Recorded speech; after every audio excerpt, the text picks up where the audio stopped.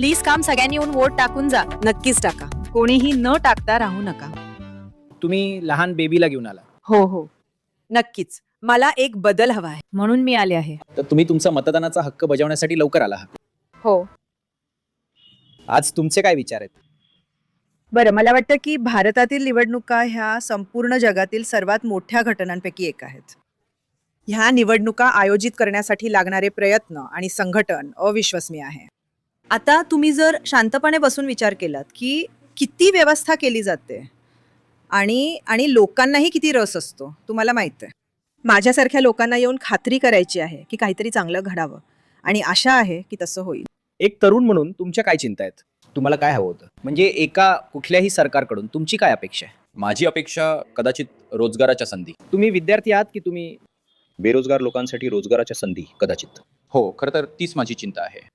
बहुतेक लोकांना खरं तर चांगली नोकरी मिळत नाहीये. त्यामुळे मला वाटतं की त्यांनी त्या गोष्टींकडे लक्ष द्यायला हवं. त्यांना अधिक चांगल्या रोजगाराच्या संधी देण्याबद्दल. ती माझी. आणि तुम्हाला वाटतं की तुम्ही जो बदल शोधत आहात तो हे घडवून आणेल? हो. अभिनंदन, तुम्ही तुमच्या मतदानाचा हक्क बजावला. धन्यवाद. आम्ही इथे येऊन खूप आनंदी आहोत.